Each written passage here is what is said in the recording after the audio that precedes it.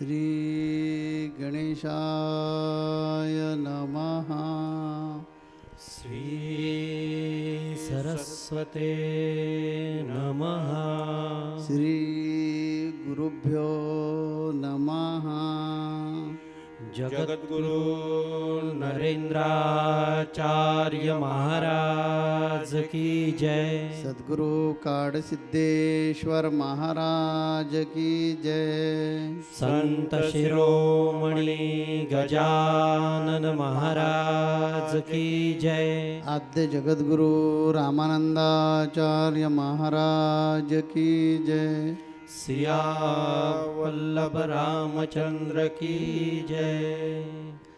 गुरुर्ब्रह्मा गुरुर्विष्णु गुरुर्देवो महेश्वरा। गुरुर्साक्षात् परब्रह्म तस्मै श्री गुरवे नमः। सार्थ श्री ज्ञानेश्वरी अध्याय 5वा। श्रीराम आता अधिष्ठान संगती अशेषाई इंद्रिय वृत्ती आपुलालिया अर्थी वर्तत आहाती। दीपाचेनी प्रकाशे गृहीचे व्यापार जैसे देही कर्म जात तैसे योग युक्ता। तो कर्मे करी सकळे परवी कर्म बंधा नाकळे। जैसे न सिंपे जळी जळे पद्मपत्र देखे बुद्धीची भाषणेणी जे मनाचा अंकुर नुदय ऐसा व्यापारो तो बोलीजे शरीरोगा। हेच मराठे परियेशी तरी बाळकाचे चेष्टा जैसी। योगी कर्मे करीती तैशी केवळा तनु। मग पंचभौतिक संचले जेव्हा शरीरी असे निदेले। तेथ मनची रहाटे ऐकले स्वप्नी जेवी। नवले के धनुर्धरा कैसा वासनेचा संसारा। देहाहून निधी उजगरा परिसुख दुःखे भोगी। पुंडलिक वरदे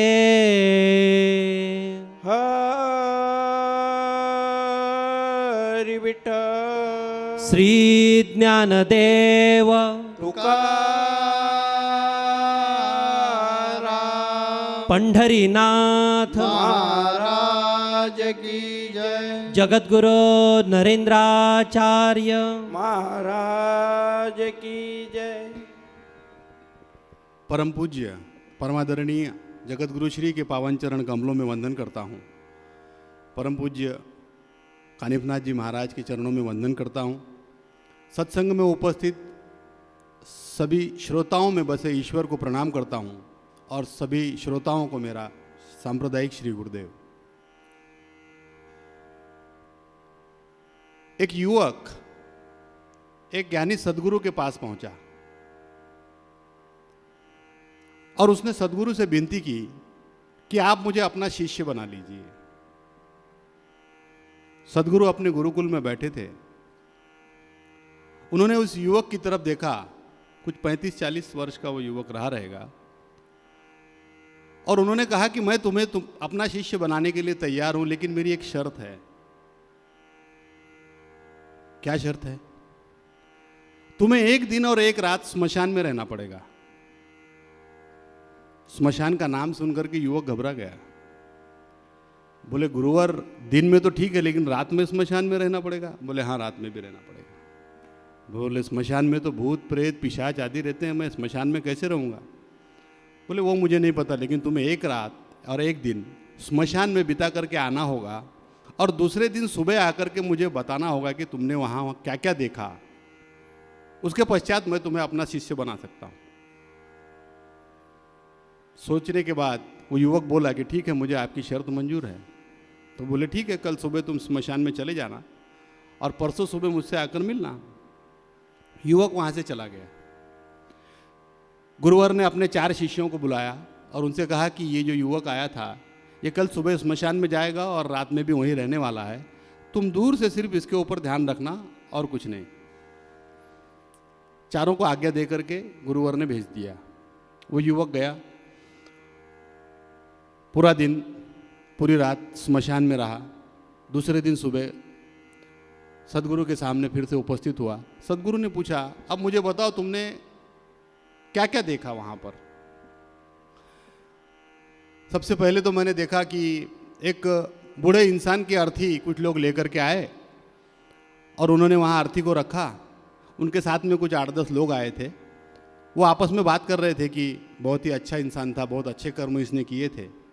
और फिर उन्होंने उस मृतदेह को चिता पर रखा और उसके बाद चिता को आग लगाई और वो चिता जलने लगी। थोड़ी देर के बाद सब लोग वहाँ से चले गए। बोले और उसके बाद एक धनवान व्यक्ति की अर्थी वहाँ पर आई, उसके साथ बहुत सारे लोग थे। और उसी समय एक गरीब इंसान की अर्थी भी वहाँ पर आई जिसके साथ कुछ 5-7 लोग थे। तो वहाँ पर गरीब की अर्थी को रोक दिया गया और बोला गया कि पहले धनवान का जो है अंतिम संस्कार होगा, उसके बाद इसका किया जाएगा। लेकिन एक बात थी गुरुवर, बोले क्या? वहाँ जितने भी लोग आए थे सब बड़े ज्ञानी थे। बोले अरे ये कैसे के बात पता चला तुमको? बोले सब लोग यही बात कर रहे थे, संसार में कुछ पड़ा नहीं है, सब मोह माया है, अंत में यहीं आना है, सबको यहीं आके जाना है। इसलिए मैंने देखा कि जितने भी लोग आए थे सब बड़ी ज्ञान की बातें कर रहे थे। बोले बड़ी अच्छी बात है। फिर उन दोनों का भी अंतिम संस्कार हुआ और शाम को एक महिला की अर्थी आई और फिर उस महिला का भी अंतिम संस्कार करके वो लोग चले गए। बोले फिर उसके बाद तुमको डर नहीं लगा? बोले गुरुजी डर के बारे में तो आप पूछो ही मत। पूरी रात में एक पत्ता भी खड़खड़ाता था तो मैं डर के बैठ जाता। कहीं किसी जानवर के चिल्लाने की आवाज़ आती थी तो मैं डर के बैठ जाता था। मैं पूरी रात सो नहीं पाया हूँ। तुमने कल दिन में और रात में यही सब देखा? हाँ ठीक है, लेकिन अभी मुझे जो तुम्हें दिखाना है वो तुमने देखा नहीं है, इसलिए तुम एक दिन और एक रात फिर से जाओगे। बोले नहीं गुरुवर माफ़ करो, एक रात मुश्किल से निकाल के आया हूँ, फिर से कहाँ भेज रहे हो आप? एक दिन एक रात आपकी शर्त थी, मैंने पूरी की। मुझे जो तुम्हें देना है वो तुम्हें नहीं मिला, इसलिए फिर से जाओ। गया। दूसरे दिन फिर वो युवक गया और अगली सुबह फिर से गुरुवर के सामने आके खड़ा हुआ। गुरुजी बोले बताओ अब तुमने क्या देखा? कितनी अर्थियाँ आई पूरे दिन में? बोले गुरुजी एक भी नहीं। फिर तुमने देखा क्या? बोले मैंने जो देखा और आप मुझे जो देना चाहते थे वो मुझे मिल गया। बोले बताओ क्या मिला? कल मैं पूरा दिन स्मशान में बैठा था, एक भी अर्थी वहाँ नहीं आई। शाम को मैंने ये देखा कि मेरी खुद की अर्थी लेकर के कई लोग उस स्मशान में आए हैं। मैं अपने आप को उस अर्थी पर देख रहा था, वो लोग मुझे लेकर के आए, उन्होंने स्मशान में मेरी अर्थी रखी। कई लोग उस अर्थी के साथ थे, मेरे पिताजी उस अर्थी के आगे चल रहे थे, मेरा भाई पास में ही खड़ा होकर जोर जोर से रो रहा था। सभी लोग मेरे भाई को समझा रहे थे। मेरे पिताजी बड़े दुखी थे, उनको भी काफ़ी लोग समझा रहे थे। कुछ लोग थे जो एक कोने में खड़े होकर हंस रहे थे, लेकिन ऊपर से दिखावा कर रहे थे कि उन्हें भी बहुत दुख है। मैं ये सब देख रहा था उस अर्थी से, लेकिन मैं अपना शरीर हिला नहीं पा रहा था। थोड़ी देर बाद उन सब ने अर्थी से मुझे उठाया, चिता पर लेटा दिया, ये भी मैं देख रहा था। उसके बाद उन्होंने मुझ पर लकड़ियाँ रखी। थोड़ी देर बाद मुझे गर्मी महसूस हुई और उसके बाद मेरा शरीर जलने लगा। पहले मेरी चमड़ी, मेरी त्वचा जलने लगी, मेरा मांस जलने लगा और एक एक करके मेरा शरीर हड्डियों तक पूरा का पूरा समाप्त हो चुका था। और बाद में मैंने ये देखा कि मेरा शरीर जल करके केवल राख उस जगह पे जमा है। तुमको रात को डर नहीं लगा? बोले बिल्कुल नहीं। जब मैंने अपनी ही मौत देख ली, जब मैंने अपने आप को मरा हुआ, मृत्यु को प्राप्त हुआ देख लिया है, तो फिर मुझे डर किस बात का? इसलिए मुझे कोई प्रकार का, किसी प्रकार का भय नहीं हुआ और मैं सारी रात शांति से वहाँ बैठा रहा और सुबह आपके सामने उपस्थित हूँ। गुरुजी बोले अब तुम मेरा शिष्य बन सकते हो। तात्पर्य क्या है? ज्ञान को प्राप्त होना है तो आपको अपने अंतःकरण को शुद्ध करना आवश्यक है। सन्यास को अगर प्राप्त होना है तो कर्मयोग के द्वारा ही किया हुआ जा सकता है। इस बात को समझाने के लिए मैंने ये उदाहरण दिया था। कैसे? अगर मैं सीधे सीधे ज्ञान प्राप्त कर लूं, सीधे सीधे मैं ये समझ लूं कि मैं देह नहीं, मैं आत्मा हूं, वही परमपिता परमेश्वर मुझ में व्याप्त है, शरीर केवल इंद्रियां अपना कार्य कर रही हैं, जो भी कर्म शरीर से हो रहे हैं, इस बात को सिर्फ मैं मान लूं, जानूं नहीं, और मैं ये सोचूं कि मैं ज्ञानी हो गया हूं, तो मैं ज्ञानी नहीं। तब मेरे अंतःकरण में क्या है? एक प्रवचन में मैंने बताया था, इस जन्म और जन्मांतर के किए हुए सारे कर्म संस्कारों के रूप में हमारे अंतःकरण में एकत्रित रहते हैं। ऐसे सारे कर्म प्रारब्ध बनकर हमारे जीवन में हमारे समक्ष आते हैं, और अगर मेरा अंतःकरण शुद्ध नहीं है तो ये कर्म कभी भी बाहर आ सकते हैं। मेरे अंदर राग, द्वेष, काम, क्रोध, ये सारे विकार कभी भी उत्पन्न हो सकते हैं, और वो जो ज्ञान मैंने समझा है, मैंने माना है, वो किसी काम का नहीं रह सकता। इसलिए ज़रूरी क्या है? ज़रूरी ये है कि कर्मयोग के माध्यम से यज्ञ, तप, हवन, दान, साधना, भक्ति, इन सब के माध्यम से मैं सबसे पहले अपनी इंद्रियों को वश में करूं, मैं अपने मन को नियंत्रण में करूं, मैं अपने अंतःकरण को शुद्ध करूं। तब उसके बाद जब मैं ज्ञान प्राप्त करूंगा, तब उस ज्ञान को मुझसे कोई छीन नहीं सकता, या फिर मुझसे कोई पाप कर्म हो ही नहीं सकता, क्योंकि जब वो ज्ञान मुझे मिल जाएगा तब मुझसे होने वाला हर कर्म सत्कर्म होगा, और मैं उन कर्मों का कर्ता नहीं, अकर्ता ही रहूँगा, मैं उन कर्मों से जुड़ा हुआ नहीं रहूँगा। ये चीज़ भगवान श्री कृष्ण इस श्लोक में समझा रहे हैं। आज जिन श्लोकों को हमें समझना है, उसमें जो व्यक्ति अपने सारे कर्मों को परमात्मा को अर्पण करके और आसक्ति रहित होकर के, आसक्ति त्याग करके कर्म करता है, वह पुरुष जल में कमल के समान। ये बात समझिए। अपने सारे कर्मों को करने के पश्चात परमात्मा को अर्पण कर देना, उसमें किसी प्रकार की आसक्ति नहीं रखना, उसका किसी प्रकार का श्रेय न लेना, इस प्रकार से कर्म करने वाला व्यक्ति जल में यानी कीचड़ में कमल के समान पाप से लिप्त नहीं होता। इसका अर्थ समझिए। अभी अगर कोई व्यक्ति कर्मयोगी है, जैसे हमने ठान लिया कि अब मैं शास्त्र विहित कर्म करूंगा, पूरी एकाग्रता से, पूरी भक्ति से, पूरे श्रद्धा से अपने अंतःकरण को निर्मल करने के लिए जो कर्म है वही करूंगा। मैं कोई भ्रष्टाचार नहीं करूंगा, मैं झूठ नहीं बोलूंगा, मैं चोरी नहीं करूंगा, मैं किसी का अधिकार नहीं छीनूंगा। ये सारी चीज़ें छोड़ करके एकदम शुद्ध भाव से मैं सारे कर्म करूंगा। मैं ज्ञान करूंगा, तप करूंगा, हवन करूंगा, यज्ञ करूंगा। ये सारी चीज़ें अगर मैं करता हूं, तब भी ये सारे कर्म करने के पश्चात मैं ईश्वर के ऊपर उनको अर्पण करता हूं कि जो भी कर्म है वो आपको मैंने अर्पित किए, तब भी पाप से लिप्त नहीं होगा। ऐसा क्यों कहा गया है? अगर आदमी कोई सब सत्कर्म ही कर रहा है तो उसे पाप क्यों लगेगा? सोचने वाली बात है, प्रश्न मन में उत्पन्न हो सकता है। लेकिन तब भी श्री कृष्ण कहते हैं कि ऐसा करते हुए आप किसी भी पाप में लिप्त नहीं होते। वो कर्मयोगी किसी भी पाप में लिप्त नहीं होता। ये किसके लिए कहा गया ये मैं बाद में बताऊंगा। लेकिन पाप में लिप्त ना होना, इसका अर्थ क्या है वो समझिए। कि हम लोग जब शास्त्र विहित कर्म करते हैं, सत्कर्म भी करते हैं, तो अनजाने में हमारे हाथ से ऐसे कर्म भी होते हैं जो हम जानते नहीं और जो पाप कर्मों में गिने जाते हैं। जैसे हमने एक यज्ञ किया, यज्ञ में हमने लकड़ियाँ डाली, हमने समिधा डाली।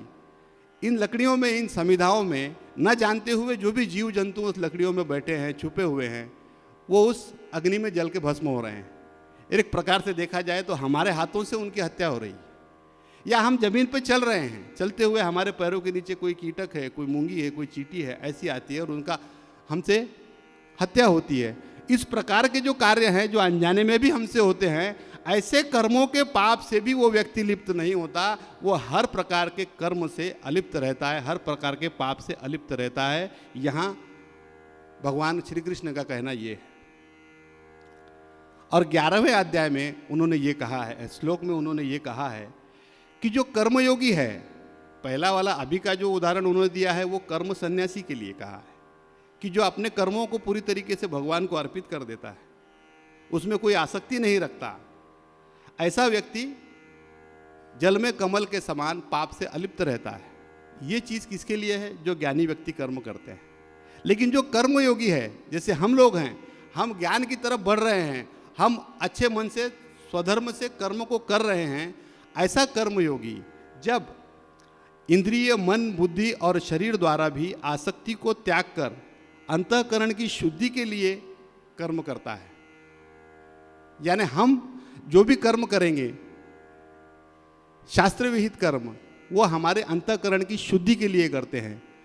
ये दो अंतर जो है भगवान श्री कृष्ण ने इन दो श्लोकों में दिए हैं। इन दो श्लोकों में एक कर्म प्रधान कर्मयोगी और दूसरा भक्ति प्रधान कर्मयोगी, इन दो संज्ञाओं से उन्होंने उनको समझाया है। जो ज्ञानी हैं, ज्ञानी का अर्थ सीधे सीधे, मैं जैसे सीधे सीधे बता दूं आपको, तो मैं सदगुरु की तरफ इंगित कर रहा हूं। जो ज्ञानी हैं वो भक्ति प्रधान कर्मयोगी के रूप में जाने जाते हैं। और जैसे हम लोग हैं जो अपने अंतःकरण की शुद्धि के लिए कर्म करते हैं, अंतःकरण की शुद्धि के लिए भक्ति करते हैं, साधना करते हैं, तप करते हैं, यज्ञ करते हैं, हवन करते हैं, दान करते हैं, हम लोग कर्म प्रधान कर्मयोगी के रूप में जाने जाते हैं। इस तरीके से इन दो चीज़ों को भगवान श्री कृष्ण ने समझाया है। अब भक्ति प्रधान कर्मयोगी का एक उदाहरण अगर आपको मैं देना चाहूँ, तो हम लोग हर रविवार को सत्संग में उपस्थित होते हैं। पूरे देश में और विदेशों में भी रविवार को ठीक 9 बजे हम लोगों को ये सत्संग देखने के लिए मिलता है।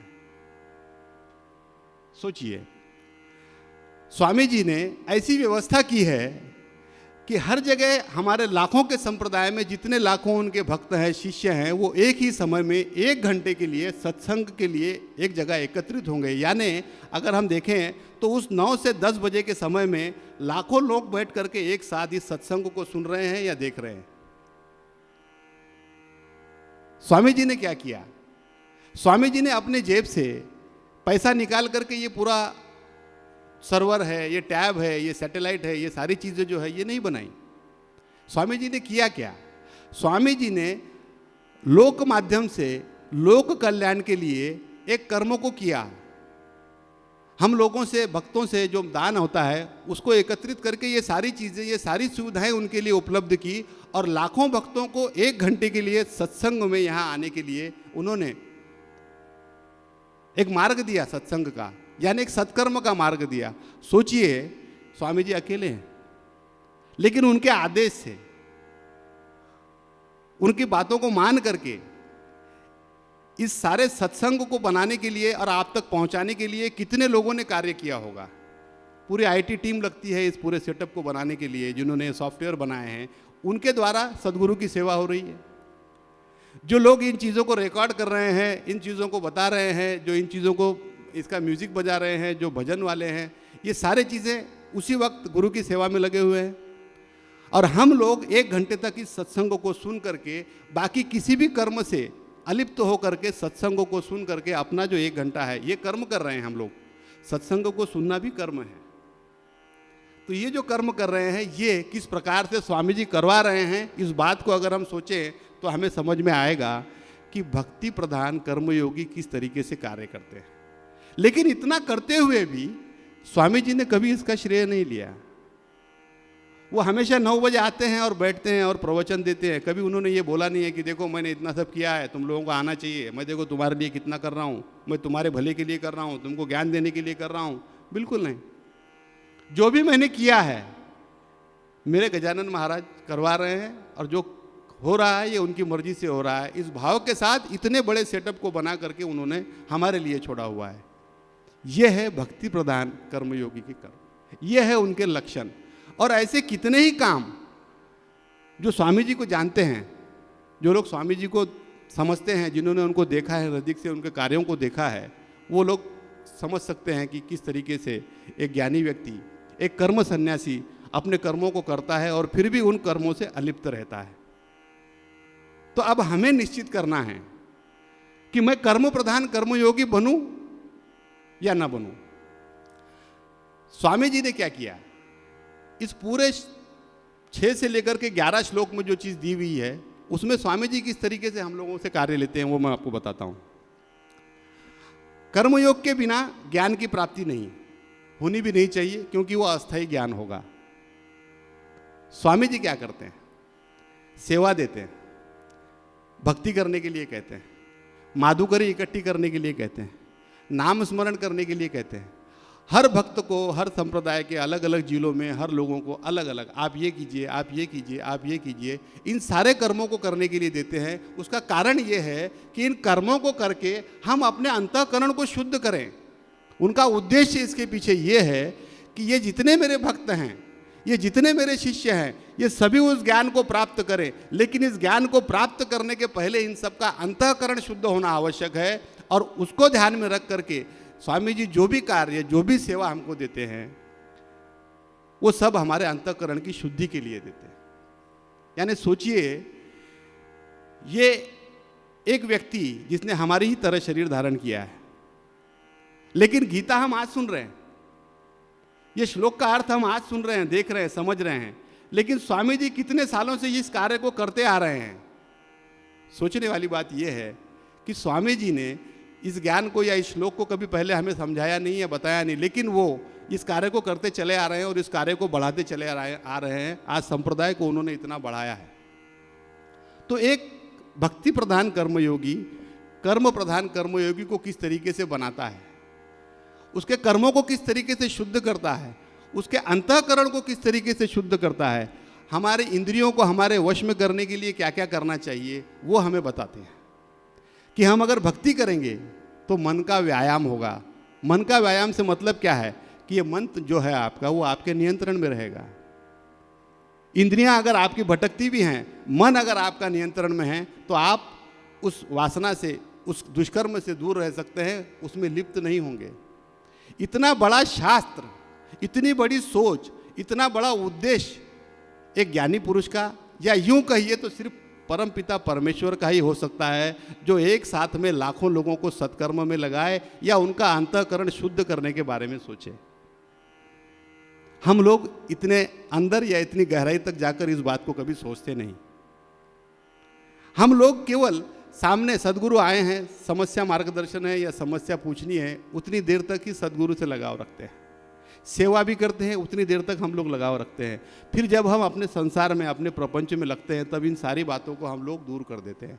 लेकिन अगर हमें सचमुच में उस ज्ञान को प्राप्त करना है, अगर हमें सचमुच में उस अवस्था को पहुंचना है, या सचमुच में हमें जानना है कि मेरा स्वरूप क्या है, मैं किस तरीके से ईश्वर हूं, तो सदगुरु के कहे हुए हर एक शब्द को, उनके द्वारा दी गई हर एक सेवा को पूरी श्रद्धा और समर्पण के साथ जब हम करना शुरू करेंगे, तब देखिए हमारे अंदर में बदलाव किस तरीके से आते हैं। बदलाव ऐसे कि आपको ये नहीं दिखाई देगा कि आप शक्तिशाली हो गए। बदलाव ऐसे कि आपको ये नहीं दिखाई देगा कि आप सुंदर दिख रहे हैं, आप खूबसूरत दिख रहे हैं। आपके शरीर से सदगुरु को कोई लेना देना नहीं, आपके अंतःकरण से उनको लेना देना है, आपकी आत्मा से उनको लेना देना है। इसीलिए सदगुरु हमसे जो भी कर्म करवाते हैं, जो भी सेवा हमें देते हैं, वो केवल और केवल हमारे अंतःकरण की शुद्धि, हमारे मन के सशक्त होने और हमारे इंद्रियों को वश में करने के लिए देते हैं। क्योंकि जब तक ये नहीं होगा, तब तक उस ज्ञान को प्राप्त करना व्यर्थ है। कैसे है वो भी बताता हूं। अगर समझिए, मैंने ये बात समझ ली कि मैं देह नहीं, मैं आत्मा हूं, मैंने मान लिया, दिमाग में बैठा लिया, नहीं मैं आत्मा हूं, ठीक है। सत्संग खत्म हुआ, एक पति पत्नी आए, सत्संग में बैठे, दोनों ने ध्यान से सुना प्रवचन को, दोनों अपने घर को निकल गए। पति व्यसनी था, शाम को भाई साहब गए, रात में घर पे आए, पत्नी कहाँ थे? दोस्तों के साथ पार्टी करके। सुबह प्रवचन सुना तुमने, सत्संग में जाते हो और तुम शाम को ऐसे व्यसन करते हो। मैंने कुछ नहीं किया, शरीर ने किया। शरीर अलग है, मैं आत्मा हूं, मैं आत्मा बन के देख रहा था, शरीर पी रहा है, मेरा उससे कोई लेना देना नहीं। ये सिर्फ सुन के मान लिया।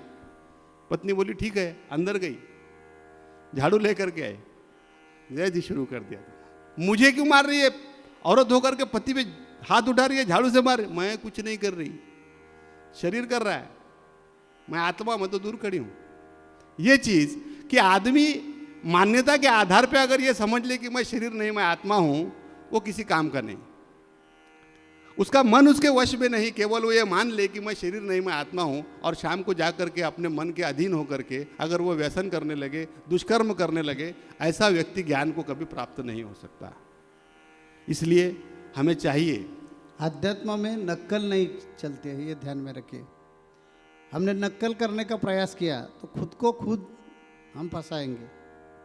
हमें सचमुच ऐसा लग रहा है कि हमें आत्मज्ञान मिलवाना चाहिए। आत्मज्ञान मिलवाना मेरा अधिकार है, क्योंकि ये मुझे जन्म बारंबार मिलने वाला नहीं है। तो ऐसे लोगों के लिए ज्ञानेश्वर है, ऐसे लोगों के लिए गीता है। और हर व्यक्ति ने ऐसा प्रयत्न करना चाहिए। ये हम साधु संत बार बार क्यों बताते हैं? क्योंकि हमें मालूम है कि इंसान का जन्म ऐसा नहीं मिलता। कितना कष्ट उठाकर इंसान का जन्म मिलता है, ये जरूर हमें मालूम है। इस कारण सब साधु संत आपके पीछे पड़े हुए हैं कि देखिए भाई, ये जो आपको जन्म मिला है वो ऐसा नहीं है। नाना सुकृतांचे फल तोची नरदेह केवल। संत श्रेष्ठ तुकोबा राज जी ने कहा है कि नाना प्रकार के पुण्य यानी सुकृत था, इसी कारण मनुष्य जन्म मिला।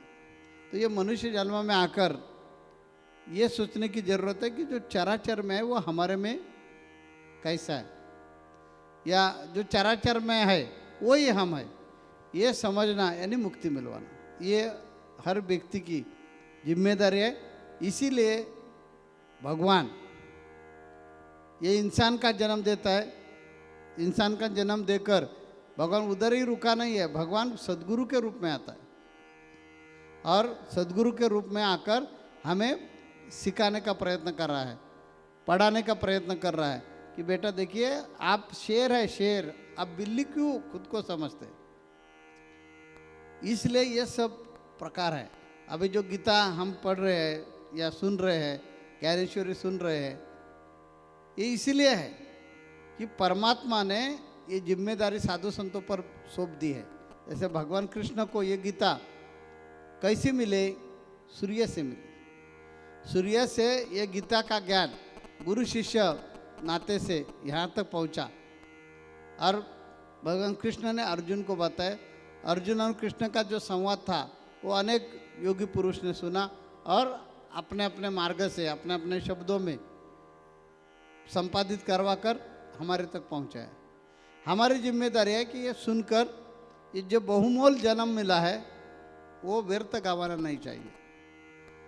व्यर्थ गंवाया तो उसका दोष परमात्मा को लगता नहीं है, क्योंकि परमात्मा बोलते हैं कि आपको स्पेशल योनि में मैंने निर्माण किया है, आपको हाथ दिए, आपको शर्म नाम की चीज़ दी, आपको भला बुरा समझने की क्षमता दी, आपको सद्गुरु के रूप में हम ये आ गए थे और आपको गिड़गिड़ा हिलाकर बता रहे थे कि बेटा देखिए कि आप कर्म सन्यासी हो या ज्ञान सन्यासी हो, कोई भी हो, लेकिन कौन से भी मार्ग से जाकर आपको मुक्ति आवश्यक है। ये शरीर परमानेंट रहने वाला नहीं है, क्योंकि ये शरीर तुम्हारा नहीं है, ये शरीर ऋण पर लिया है और जो ऋण लेते हैं वो वापस देना पड़ता है ना। ये पंच तत्व का शरीर है, इसी कारण वो पंच तत्व को देना पड़ेगा। इसी कारण जब तक आपको ये शरीर मिल गया है तो ये शरीर में रहकर ही मैं आत्मा हूँ और पूरे चराचर में है, ये जानो। और ये उपदेश भगवान कृष्ण अर्जुन को कर रहे हैं कि जो कर्म सन्यासी जो लोग रहते हैं, यानी ज्ञानी जो लोग रहते हैं, ये बच्चे जैसा उनका बर्ताव रहता है। छोटे बच्चे रहते हैं, नन्हे मुन्ने बच्चे रहते हैं, उनके पास एक कोई खिलौना दे दिया तो खिलौने के साथ खेलते हो। माँ बाप ने या माँ ने उनके हाथों से वो खिलौना निकाल दिया, ये भूल जाते हैं कि पहले हम ऐसे ऐसे एक खेल खेल रहे थे, वो तुरंत भूल जाते हैं। जैसे उनके ध्यान में नहीं रहता है, वो जैसे याद नहीं रखते, वैसे ये ज्ञानी पुरुष रहते हैं कि उनके शरीर से कर्म हो जाता है, लेकिन उसकी याद वो कभी भी आपके मन में रखते नहीं है, अंतःकरण में रखते नहीं है। इसी कारण उनके हाथों से जो जो कर्म हो जाता है वो भगवान चरणी समर्पित हो जाता है और उसका दोष उनको नहीं लगता। इस कारण तो मैंने मेरे अभंग में बताया है ना कि देहाचे व्यवहार चालती अलिप्त, सर्व काळ आहे गण्या साक्षीभूत। ये शरीर में जो हम बोलने वाला है ना, वो आत्मा है। वो आत्मा गणा, गण्या यानी गजानन महाराज यानी परमात्मा, परमात्मा से तदाकार है। और ये शरीर जो है, ये शरीर हमारा है, यानी शरीरमय नहीं है। शरीर को हमारा बोलने वाला जो है ना, वो आत्मा है। हम क्या बोलते हैं, ये शरीर हमारा है, मेरा है, यानी मेरा बोलने वाला कोई अलग है। ये इसकी जानकारी सदगुरु के कृपा से हमें हो गई है। इस कारण हम जो हर दिन कार्य करते हैं, वो कार्य करते समय या कार्य करके उसका जो फल है, ये फल की कभी अपेक्षा रखते ही नहीं है। ये जिम्मेदारी थी मेरी, वो मैंने निभाई। अब ये ठाकुर ने, हमारे सुनील ठाकुर ने सत्संग के बारे में बताया, तो उसका श्रेय हम कभी क्यों नहीं लेते। आईटी लोगों को जोड़ दिया, उनका आईटी का ज्ञान जो है वो आध्यात्म में कैसा ले सकते हैं, वो हमने ले लिया। और उनके माध्यम से ऐसे सॉफ्टवेयर बनाकर, और जो ऑडियो वीडियो करने वाले जो लोग हैं, उनका तंत्रज्ञान लेकर, वो जोड़कर प्रवचन रिकॉर्ड करवा के आपके वहाँ तक पहुँच सकता है या पहुँचता है। उसका श्रेय हम क्यों नहीं लेते। इसलिए लेते नहीं है, हमें मालूम है कि ये जो सब करने वाले थे, जो लोगों ने इसको मदद की है, वो भी भगवान है। हर व्यक्ति में, कण कण में भगवान है। तो उसमें मेरा क्या है, सिर्फ हमारा इतना ही कार्य हो गया कि यह लोगों को हमने जोड़ दिया। लेकिन जोड़ने के लिए उनके मन में जो उपरति होना चाहिए, वो उपरति किसने दी। हमने उनको शब्द डाला कि देखिए भाई, हमें ऐसा ऐसे मन में है सॉफ्टवेयर बनाने का। लेकिन वो मनोज सिंह, अमोल सेठे वगैरह जो लोग हैं हमारे, उन्होंने मन पर नहीं लेते थे। तो पुष्कराज देशमुख ने और बाकी उनके टीम के लोगों ने हमें सॉफ्टवेयर बनाकर नहीं दे सकते थे। उन्होंने सॉफ्टवेयर बनाकर नहीं देते थे, तो क्या होता था कि आपके पास या हमारा आवाज़ वहाँ तक पहुँच नहीं सकता था। रिकॉर्डिंग करने वाले जो लोग हैं, उन्होंने रिकॉर्डिंग नहीं करते थे, ये भजन वाले उसको मधुरता नहीं लाते थे, तो आपको सुनने के लिए अच्छा नहीं लगता था। तो इसमें मेरा क्या है वो देखिए, दिखाइए ना। ज्ञानी पुरुष क्या बोलता है, इसमें मेरा क्या है, जुगाड़ करना। और जुगाड़ करने की बुद्धि भी उन्होंने ही दी है ना, क्योंकि यह जो हमारा मस्तिष्क है, यह मस्तिष्क में जो ब्रेन है, ये ब्रेन मैंने नहीं बनाया है, बनाने वाला अलग है। ये ऐसा पूरा ज्ञान उनको रहता है, इसी कारण वो श्रेय नहीं लेते। वैसे जब आपको पूरा ज्ञान हो जाएगा कि ये शरीर मेरा नहीं है, ये बुद्धि मेरी नहीं है, देने वाला कर्ता कोई अलग है, और उसका श्रेय हम ले रहे हैं। जैसी जायदाद पिताजी के रहते हैं और बेटा उसके ऊपर अधिकार दिखाता है, अरे मेरे है, मेरे पिताजी ने कमा कर रखे, वैसे प्रापंचिक लोगों का हो रहा है। इस कारण करने वाला अलग है और श्रेय हम ले रहे हैं, इस कारण मुक्ति तक नहीं जाते।